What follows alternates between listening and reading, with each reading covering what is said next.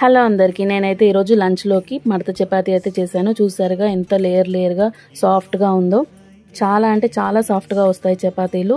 అందరూ రెగ్యులర్గా చేసేదే, కాకపోతే కొన్ని టిప్స్ అయితే ఫాలో అయితే చపాతీ చాలా మెత్తగా వస్తుంది. ముందుగా పిండిలో కొద్దిగా సాల్ట్ ఆయిల్ వేసి మంచిగా కలుపుకోవాలి. తర్వాత పిండికి సరిపోయని వాటర్ వేసి రఫ్గా కలిపి పెట్టుకోవాలి. ఒక 10 మినిట్స్ అలా పక్కకు పెట్టుకున్న తర్వాత పిండిని అయితే మంచిగా సాఫ్ట్గా కలుపుకోవాలి. మనం పిండిని ఎంతసేపు నొక్కితే చపాతీ అంత సాఫ్ట్గా వస్తుంది. షేప్ అయితే అస్సలు పట్టించుకోవద్దు. మనం ట్రయాంగిల్లో ఫోల్డ్ చేస్తాం కాబట్టి ఎట్లయినా వస్తుంది, కానీ చపాతీ మాత్రం సాఫ్ట్గా వస్తుంది. ఇప్పుడు ఇలా మనం చేసుకున్న తర్వాత పెంక మీద వేసి మంచిగా 2 సైడ్లు కాల్చుకోవాలి. ఇష్టం ఉన్న వాళ్ళు నెయ్యి లేదంటే నూనెతో కూడా కాల్చుకుంటే రెడీ అయిపోతుంది. చాలా చాలా సాఫ్ట్గా వస్తుంది. ఖచ్చితంగా ట్రై చేయండి. ఈ వీడియో కనుక నచ్చితే ఒక లైక్ చేసి సబ్స్క్రైబ్ చేసుకోండి. అలాగే ఇదే పిండితో నార్మల్గా చపాతీస్ చేసినా చాలా సాఫ్ట్గా వస్తాయి.